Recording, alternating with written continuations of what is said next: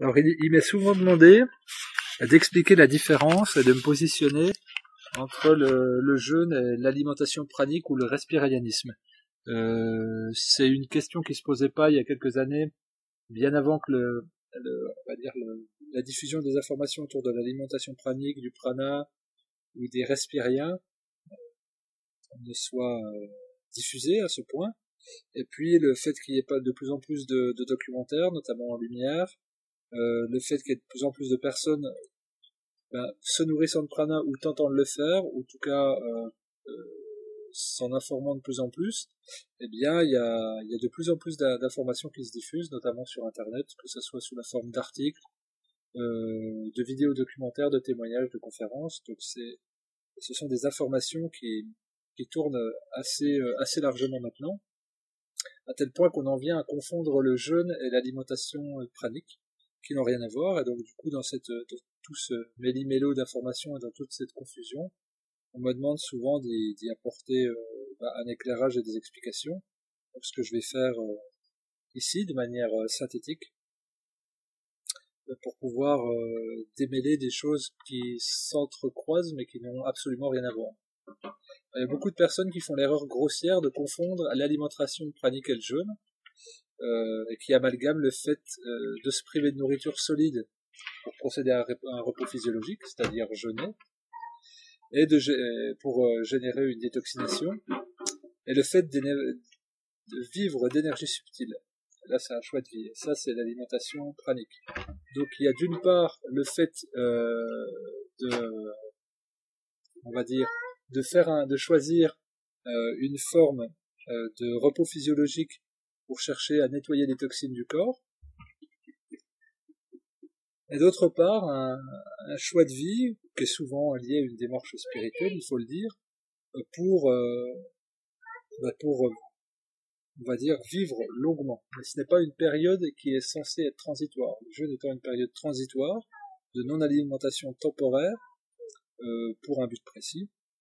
Il y en a, ça va être la perte de poids, d'autres, ça sera la détoxination, d'autres, la régénération organique, d'autres, chercher un aspect curatif. Là où le respirianisme est en plus vers un aspect, on va dire, spirituel, en tout cas, comme un but de vie. Donc, ça n'a absolument rien à voir. On peut pas comparer. On peut pas comparer ces deux modes, parce qu'on ne peut pas se passer de nourriture. On peut vivre d'énergie pranique durant des années, là où on meurt de jeûner trop longtemps. La différence fondamentale, on pourrait déjà la résumer là, et je pourrais presque m'arrêter ici. Il n'y a pas d'apport énergétique dans le cadre d'un jeûne hydrique à l'eau, que ce soit matériel ou immatériel. Là où il y a d'énergie sous forme de prana, qui est le carburant, dans le cadre du respirianisme. On va dire que le corps, de manière générale, il subsiste grâce à des carburants et de l'énergie. Le jeûne, lui, va venir puiser dans des réserves au départ, qui vont être le sucre, et puis très rapidement les graisses. Et la combustion de ces graisses-là en énergie, sous forme de la transformation sous forme de sucre, va viser à assurer le maintien en vie de l'organisme. Et puis, le but, ça sera que les effets de détoxination, puisque l'économie faite sur la digestion, au niveau énergétique, va aller vers les processus de détoxination. Mais, lorsqu'il n'y a plus de réserves graisseuses, le corps, lui, va s'attaquer aux réserves musculaires. Et donc ça, c'est après des jours et des semaines de jeûne, suivant la quantité de réserves graisseuses qu'on a, généralement des semaines, avant qu'on s'attaque aux réserves musculaires. Et le cœur étant un muscle, il va y avoir une détérioration du muscle cardiaque, voire arrêt cardiaque, donc mort. Donc la mort peut subvenir dans le cadre d'un jeûne long, ou en tout cas bien trop prolongé. Donc le jeûne requiert systématiquement et perpétuellement de l'énergie, car le fait de vivre même requiert de l'énergie. Le jeûne peut uniquement exister grâce aux réserves du corps. C'est ça qu'il faut conserver à l'esprit lorsque déjà on évoque ces deux choses. Si on doit parler du respirianisme, lui peut exister en tant que phénomène, car le corps va utiliser un carburant qui s'appelle le prana, qui est à disposition de manière universelle et inépuisable dans l'air, mais ça veut bien dire que déjà il y a utilisation d'énergie externe. Là où le jeûne, lui, n'utilise pas de réserve extérieure. Il va utiliser des réserves endogènes à l'organisme, que vont être les sucres, les graisses et éventuellement les protéines au niveau de la musculature. En temps normal, c'est de l'ordre de 5%, et quand il n'y a plus de réserve graisseuse, là c'est beaucoup plus, du coup quasi 100%. Le respirianisme, c'est absolument pas l'absence de nourriture, contrairement au jeûne, c'est l'absence de nourriture sous sa forme matérialisée, sous sa forme densifiée. Il faut rappeler qu'on ne peut pas vivre sans se nourrir. Donc les respiriens ou respirianistes, eux, ils vont se nourrir, mais ils vont se nourrir d'autres aliments que les autres individus. Ils vont se nourrir de particules d'énergie, qu'on va appeler des biophotons. Alors les biophotons sont les particules qui ont été découvertes par le physicien allemand Fritz Albert Popp, PO2P, dans le milieu des années 70. Et ce sont des particules de lumière photonique. C'est pour ça qu'il les a appelées les biophotons. Ces particules, elles viennent du Soleil et plus largement, on va dire, du cosmos et de l'univers, et puis, elles émanent et elles rayonnent du cosmos tout entier. C'est pour ça qu'on les appelle des particules universelles. Alors, Fritz Albert Popp, à l'instar d'autres scientifiques qui ont pris le relais en 40 ans et d'autres chercheurs, estime que ces particules de lumière seraient à la base de l'élaboration de la vie, je dirais même de toute forme de vie, que ce sont elles qui animent toute forme vivante, quel que soit le règne, que ce soit au niveau minéral, végétal, animal ou humain. Et là, si on va plus loin, on peut dire que ça rejoint les principes d'électroculture, qui reposent sur la concentration de ces particules pour alimenter les végétaux durant la période de culture et de croissance. L'électroculture, très rapidement, ça consiste à planter des antennes dans le sol pour capter l'énergie cosmique, la renvoyer au tellurisme de la Terre, et puis d'aider à la croissance vitale des aliments. Alors, de manière générale, on peut dire que les plantes, elles possèdent un champ électromagnétique autour d'elles. Là, encore une fois, c'est des biophotons. Ainsi, elles vont avoir à la fois un corps physique et électromagnétique, à l'instar de toute forme humaine, comme l'humain. L'électroculture, elle va consister à disposer des antennes métalliques à certains endroits pour renforcer la vigueur électromagnétique des plantes. Elle va permettre à certaines informations dont elles ont besoin d'aller vers elles. Alors, l'inventeur Georges Lakhovsky, qui est très, très connu, a vu ses travaux reconnus. C'était des travaux sur les circuits oscillants par l'Académie des sciences. Et puis, il y a tout un tas de chercheurs qui ont travaillé sur l'électroculture depuis une vingtaine d'années. Aujourd'hui, il y a tout un tas d'ouvrages. Il y en a un français très connu de Maxence Laillé et de Roland Verlaine, qui s'appelle l'électroculture ou la culture par électromagnétisme, je crois, et qui présente longuement et de manière assez complète comment faire de l'électroculture dans son potager. C'est assez simple. Les effets sont assez facilement observables. Alors, si on doit revenir, là, je parlais de ça pour expliquer qu'en fait, les biophotons, ce phénomène de biophotons qui servirait d'alimentation pour les respiriens, sert d'alimentation pour toute forme vivante.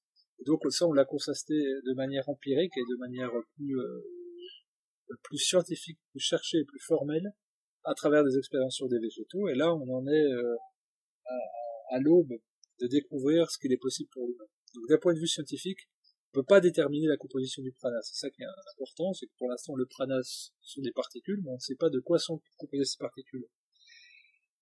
Parce qu'il n'y a pas d'outil d'analyse et de mesure pour cela. En revanche, les avancées en matière physique quantique laissent entrevoir les possibilités à court et moyen terme. C'est-à-dire que la physique quantique, derrière l'agitation, il y a du vide, et puis il y a des absences d'espace-temps, nous laisse entrevoir des possibilités d'aller plus loin dans la compréhension de ce qu'est le prana. Donc vivre de prana pour les respiriens, c'est avant tout se nourrir en conscience. Ça se diverses formes, et à chaque fois sous des formes subtiles. Alors, se nourrir en conscience, ça va aller dans des sens qui vont consister à pratiquer des exercices de pleine conscience. Des exercices de pleine conscience avec la méditation, des exercices de visualisation créatrice, des activités créatrices justement, mais matérialisées. Ça va être de l'écriture, des travaux visuels, des travaux de création manuelle, des exercices d'antimétrise, du qigong, du tai chi, du yoga de l'énergie, des marches conscientes, etc., etc. En gros, tout ce qui active le cerveau droit et tout ce qui relie l'énergie à l'être humain. Alors, on va constater aussi, dans cette différence entre le jeûne et puis la nourriture pranique, des différences visuelles et biologiques qui vont être très notables. Par exemple, dans le jeûne, il y aura des pertes de poids qui vont être très significatives, et puis également, il va y avoir des fluctuations de volume ou des fluides dans le jeûne. C'est-à-dire tout bêtement, des volumes dans la vessie avec des excrétions, on va boire de l'eau, donc il va y avoir des échanges gazeux, tout ça, ça va être mesurable. Dans le prana, on n'aura pas de perte de poids, si ce n'est dans le processus de transition, ce qui est appelé processus de transition, qui dure généralement 21 jours, et qui consiste en un processus de détoxination pour que le corps puisse accepter de recevoir la lumière, entre guillemets, c'est-à-dire de se nourrir uniquement de biophotons. Donc, le jeûne, entre guillemets, fait partie de l'étape de transition vers la nourriture pranique. Mais le jeûne n'est absolument pas la nourriture pranique, et la nourriture pranique n'est absolument pas le jeûne. On va dire que si vous jeûnez 21 jours, vous perdrez du poids 21 jours. Et si vous jeûnez 40 jours, vous perdrez du poids sur 40 jours. Là où pendant la nourriture pranique, vous aurez un poids constant une fois la période de transition effectuée. Alors il y a même des cas, c'est rapporté dans le documentaire Lumière, mais c'est pour ça je parle au conditionnel, il y aurait des cas de personnes qui grossissent en se nourrissant de prana aussi. Mais en général, il y a une stabilisation du poids et il n'y a plus d'excrétion, ni en urine, ni en excréments, sauf pour ceux qui se nourrissent de lumière, mais qui continuent de boire un petit peu. Alors le documentaire Lumière, à laquelle j'ai fait référence 2 fois, c'est un documentaire de Peter Arthur Straubinger, qui est sorti en 2010, fin 2010, et qui relate des témoignages, alors y compris de médecins et chirurgiens, mais surtout qui relate des expériences en milieu hospitalier qui viennent constater ces détails. C'est-à-dire c'est des personnes volontaires, même généralement insistantes auprès des autorités médicales, qui se sont fait analyser sous toutes les coutures, IRM, prise de sang, analyse de peau, enfin toute forme d'analyse ont été faites sur eux plusieurs dizaines de jours pour constater ce qu'ils témoignaient au plus grand nombre. Alors donc la science a pu constater ça, ces états, mais elle n'a pas su expliquer. Elle a simplement pu les observer et les noter. Même s'il n'y a pas eu d'explication, c'est quand même une porte qui s'ouvre et qui vient heurter les esprits cartésiens, ou dits cartésiens. Mais c'est un fait qui aujourd'hui ne peut plus être nié ni rejeté, car dans le monde il y a des dizaines de milliers de personnes qui pratiquent le respiration et qui se disent se nourrir de prana. Alors là maintenant, aujourd'hui, il ne tient plus qu'à la recherche de venir expliquer ça, parce que les gens à la limite, c'est pas leur rôle. Si eux ils ont trouvé un équilibre qui ne dégrade pas leur santé, qu'ils vivent grâce à cela, c'est à la science de prendre le relais pour expliquer ce qui se passe de manière concrète dans l'organisme. En revanche, au-delà de tout ça, ce dont il faut être absolument certain, c'est qu'il n'y a absolument rien à voir entre le fait de jeûner et le fait de se nourrir de prana. L'un consistant à ne plus rechercher de carburant et comptant sur les réserves du corps pour se détoxifier, là où l'autre va utiliser un carburant subtil mais bien réel pour vivre, le prana. L'un durera quelques mois au mieux, et l'autre peut durer des années. Donc le jeûne, pour finir en une phrase, c'est une période où on s'abstient volontairement de ressources en carburant, l'alimentation, pour accéder à un repos physiologique dans le but de détoxifier.